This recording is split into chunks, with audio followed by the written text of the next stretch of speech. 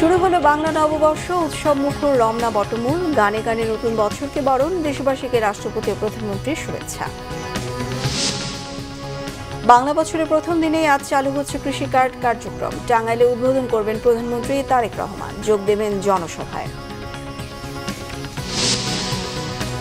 বিরোধী দলকে তুচ্ছ-তাচ্ছিল্য না করে সংযত হবার আহ্বান বিরোধী দলীয় নেতার। সরকারকে ওয়াদা ভঙ্গকারী বললেন নাহিদ ইসলাম। হরমুজ প্রণালীতে যুক্তরাষ্ট্রের নৌ অবরোধ শুরু, পাল্টা হুঁশিয়ারি তেহরানের। বিশ্ববাজারে আবারও বেড়েছে জ্বালানি তেলের দাম।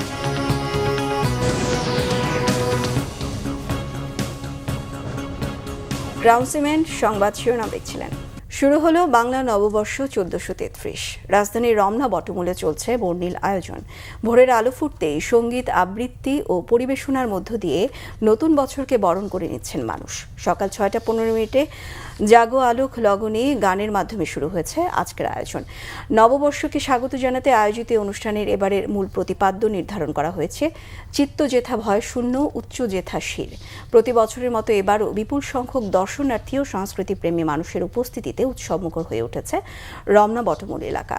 ঐতিহ্যবাহী এই আয়োজনের মাধ্যমে বাঙালির সাংস্কৃতিক চেতনা ও অসাম্প্রদায়িক মূল্যবোধের বার্তা ছড়িয়ে দেওয়া হচ্ছে। দেশের ঐতিহ্যবাহী সাংস্কৃতিক সংস্থা ছায়ানট 1967 সাল থেকে রমনার এই বটমূলে পয়লা বৈশাখে বর্ষবরণের অনুষ্ঠানের আয়োজন করে আসছে। এদিকে ঢাকা বিশ্ববিদ্যালয়ের চারুকলা অনুষদ থেকে বরাবরের মতোই বের হচ্ছে বর্ণাঢ্য বৈশাখী শোভাযাত্রা। শোভাযাত্রায় 200 জন শিক্ষার্থী জাতীয় পতাকা বহন করবেন এবং 35 জন যন্ত্রশিল্পীর বাঁশি ও দোতারার সুরে বেজে উঠবে এসো হে বৈশাখ।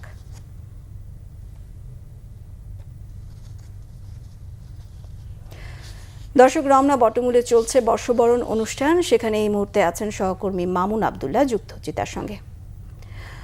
মামুন, আপনাকে নববর্ষের শুভেচ্ছা। বর্ষবরণে মানুষের ঢল আপনি কেমন দেখছেন, বিস্তারিত জানাবেন।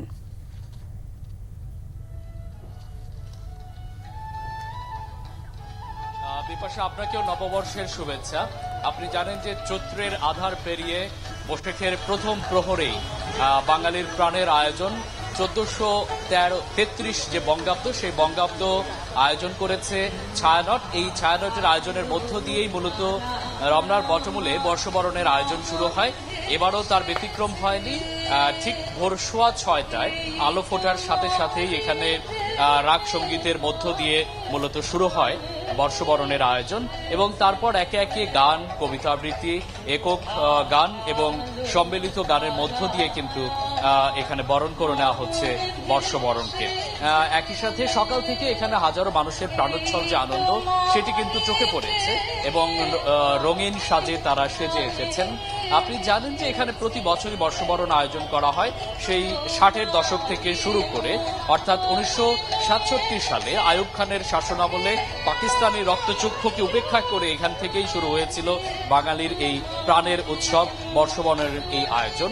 এবং এই আয়োজনের মধ্য দিয়ে বাঙালির যে প্রাণের যে আয়োজন, যে কৃষ্টি কালচার, সেটি কিন্তু ফুটে ওঠে এবং এখান থেকেই কিন্তু পাকিস্তানি শাসক ভয় পেয়ে কিন্তু তারা তাদের যে আগ্রাসন, সেটিকে কিন্তু গুটিয়ে নেওয়ার চিন্তা ভাবনা করেছিল। একই সাথে আপনি জানেন যে এখানে আসলে 1967 পর থেকে প্রতি বছরই আয়োজন করা হয়, শুধুমাত্র কোভিডের 2 বছর এবং 1971 সালে যুদ্ধের যে বছর, সেই বছরটিতে আসলে এই আয়োজনটি থেমেছিল।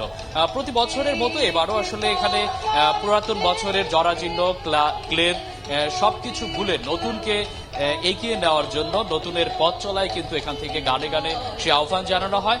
মোট 14টি একক গান এবং 8টি সম্মিলিত গান, একই সাথে 2টি আবৃত্তির মধ্য দিয়ে কিন্তু প্রায় 2 ঘন্টার এই আয়োজন চলবে। ঠিক ভোর 6:15 শুরু হয়ে 8:15 দিকে কিন্তু এই আয়োজনটি প্রায় শেষ হওয়ার কথা রয়েছে।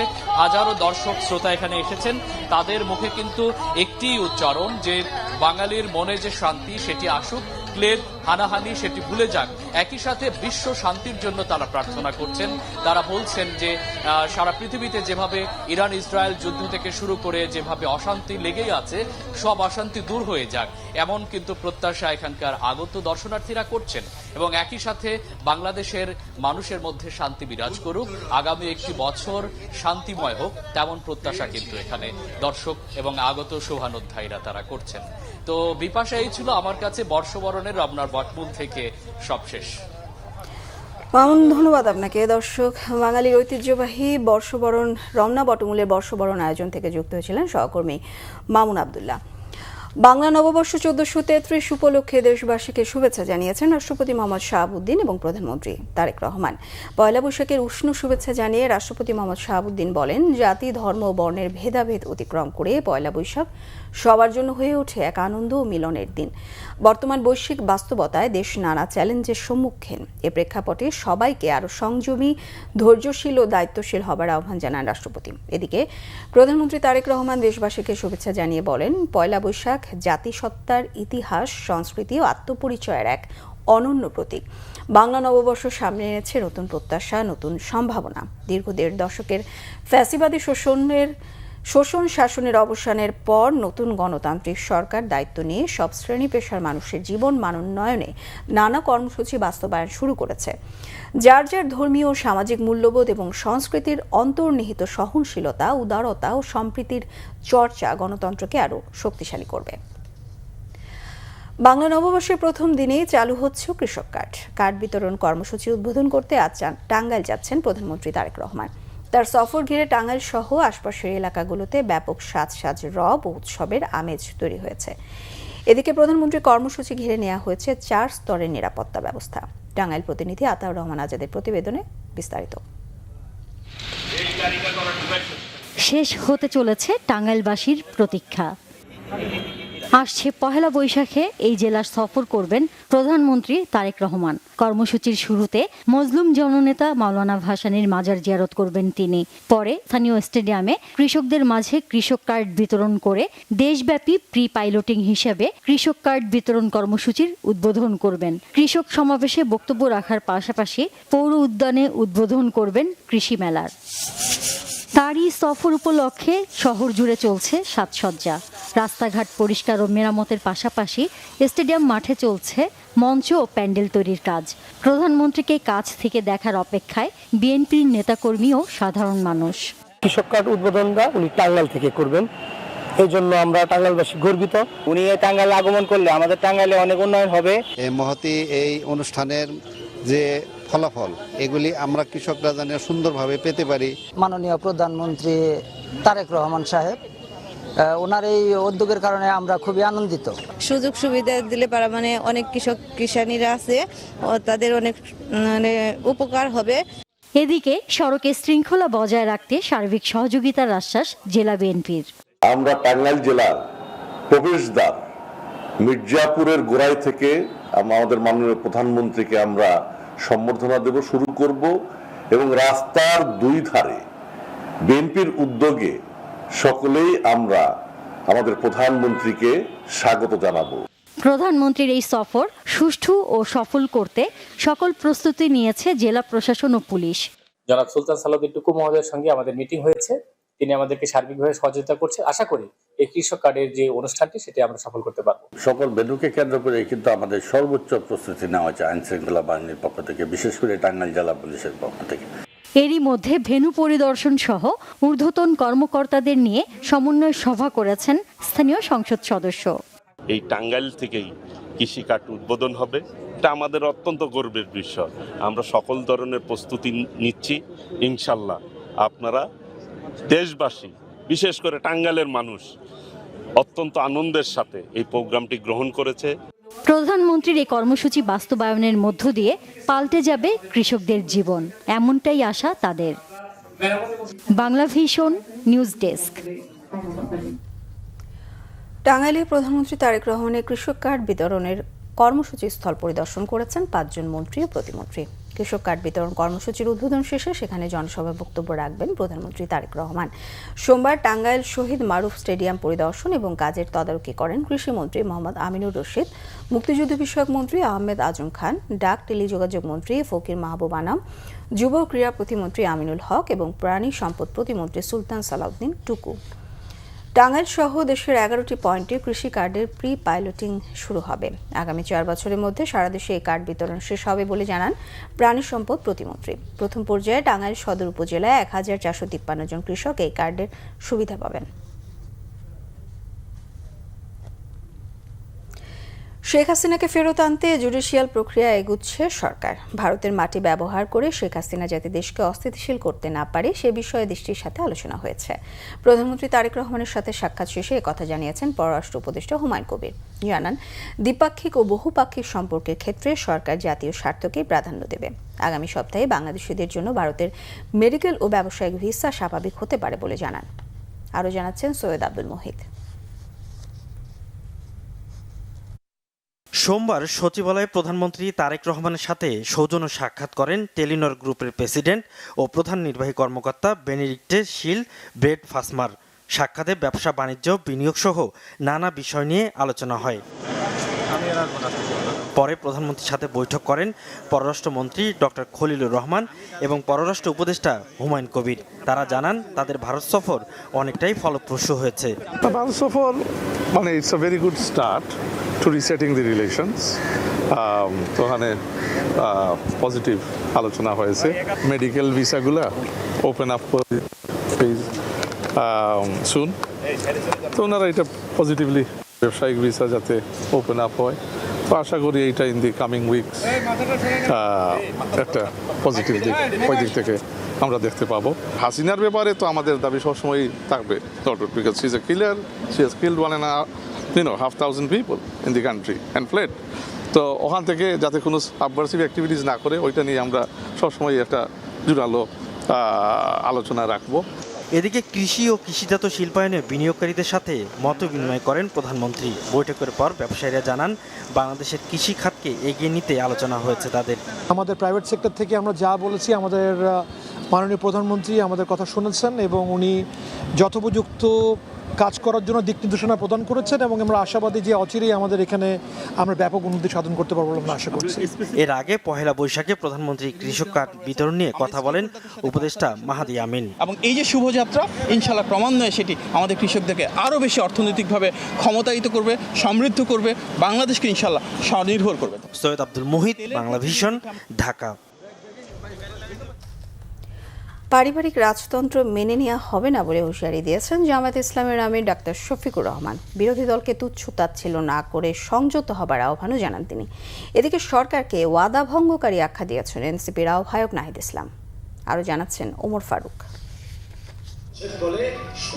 রাজধানীর কাকরাইলের আইডিবিতে 11 দলীয় ঐক্যের আয়োজনে গণভোটের রায়ের বিরুদ্ধে সরকার সংকটের মুখোমুখি শীর্ষক এ সেমিনার। এতে অংশ নেন রাজনৈতিক বিশ্লেষক সহ বিশিষ্ট নাগরিকেরাও। রাজনৈতিক অস্থিরতা ও বিভাজনে উদ্বেগ জানান তারা। বলেন, ফ্যাসিবাদী শাসনের দিকে এগিয়ে যাচ্ছে সরকার। আজকে গণভোটকে দুর্বল করবার চেষ্টা করছেন কিংবা গণভোটের আইনি তর্ক তুলছেন, তারা আসলে কতটা জুলাই বিপ্লবকে ধারণ করেন সেটা নিয়ে আমার সন্দেহ আছে। কাজেই আমি বলবো যে জুলাই বিপ্লবকে ধারণ করলে গণভোটকে আমাদের বিনা বাক্য ব্যয় এবং বিনা তর্কে আমাদের মেনে নিতে হবে যে এটাই জনগণের অভিপ্রায়। এদিকে জনগণের সাথে ওয়াদা ভঙ্গ করায় সরকারকে কঠিন পরিণতি ভোগের হুঁশিয়ারি দেন এনসিপির আহ্বায়ক নাহিদ ইসলাম। তেল সংকটের কথা আপনারা সকলেই জানেন, কিন্তু আমাদের দুর্ভাগ্য গত 16 বছর যে রাষ্ট্র সংস্কারের কথা আমরা বলেছি, লড়াই আমরা করেছি, অন্তর্বর্তী সরকারের গত 1.5 বছরে যেই জিনিসটা আমরা আলাপ করেছি, এখন আমাদেরকে ঠিক সেই বিষয় নিয়ে কথা বলতে হচ্ছে, সেই বিষয় নিয়ে আলাপ করতে হচ্ছে, সেই বিষয় নিয়ে আবার আন্দোলনের প্রস্তুতি নিতে হচ্ছে। এবং জাতিকে এই দুর্যোগে টেনে এনেছে বিএনপি, ফলে বিএনপিকে এর দায়ভার এবং এর পরিণতি ভোগ করতে হবে। জামায়াতের আমির ডাক্তার শফিকুর রহমান বলেন, জুলাইয়ের বিপক্ষে অবস্থান নিয়ে সরকার পার পাবে না। ইসলামী ব্যাংকে অস্থিরতা তৈরি হলে দেশের অর্থনীতি হুমকিতে পড়বে বলে সতর্ক করেন তিনি। জুলাই নাই, আমরাও নাই। জুলাই আছে, আমরা আছি। জুলাই আছে, সরকার আছে।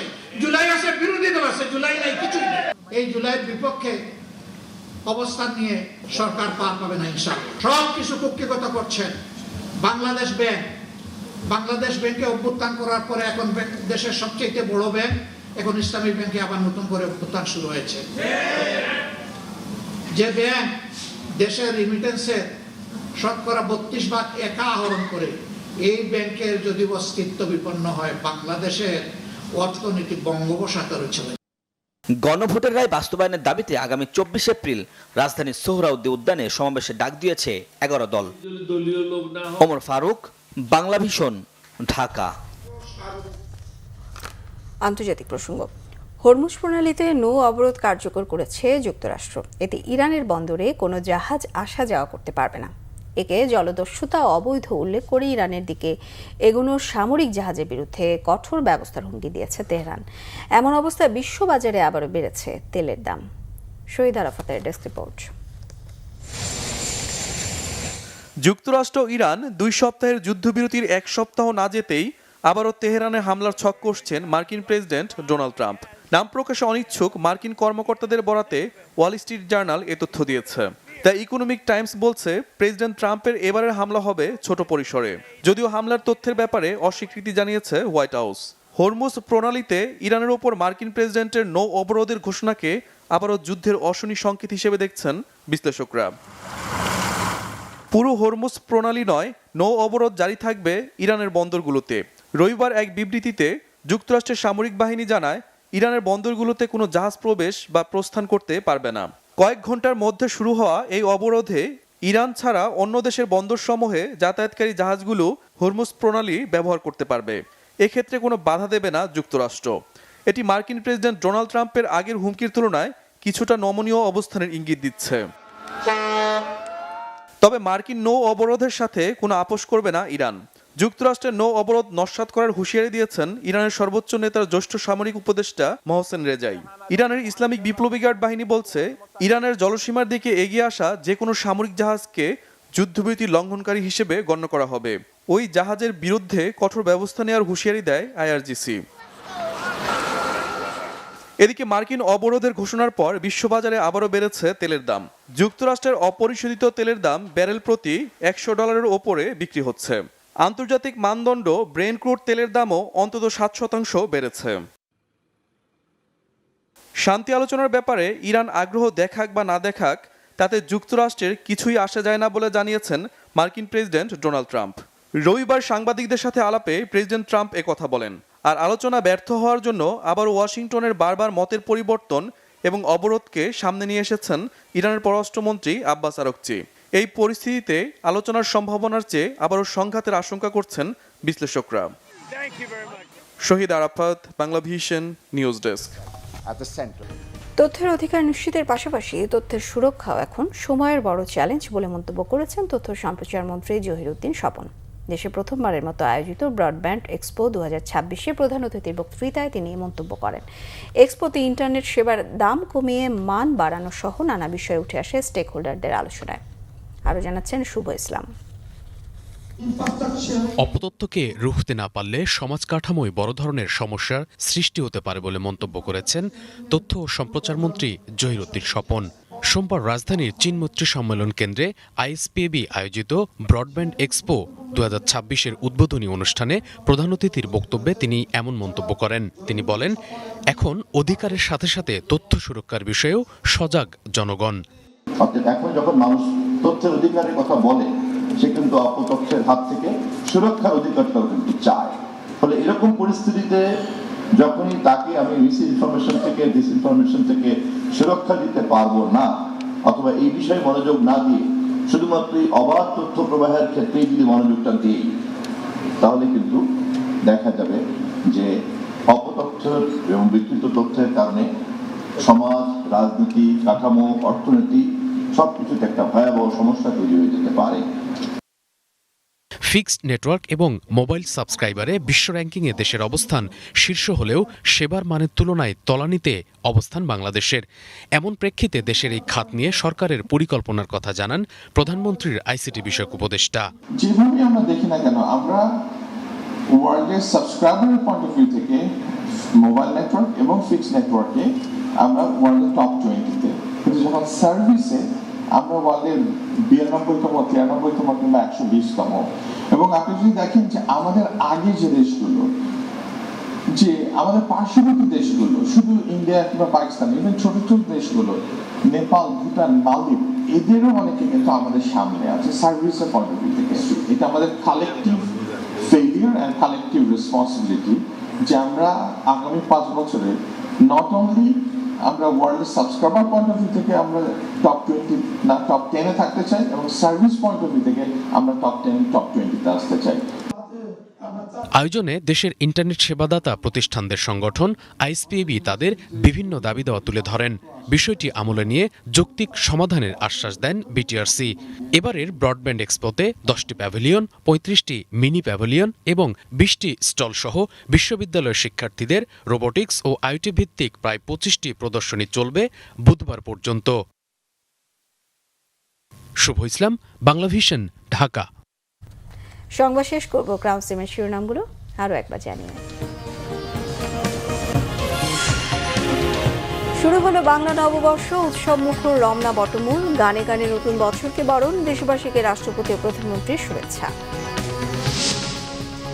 বাংলা বছরের প্রথম দিনেই আজ চালু হচ্ছে কৃষি কার্ড কার্যক্রম, টাঙ্গাইলে উদ্বোধন করবেন প্রধানমন্ত্রী তারেক রহমান, যোগ দেবেন জনসভায়। বিরোধী দলকে তুচ্ছ-তাচ্ছিল্য না করে সংযত হবার আহ্বান বিরোধী দলীয় নেতার, সরকারকে ওয়াদা ভঙ্গকারী বললেন নাহিদ ইসলাম। হরমুজ প্রণালীতে যুক্তরাষ্ট্রের নৌ অবরোধ শুরু, পাল্টা হুঁশিয়ারি তেহরানের, বিশ্ববাজারে আবারও বেড়েছে জ্বালানি তেলের দাম।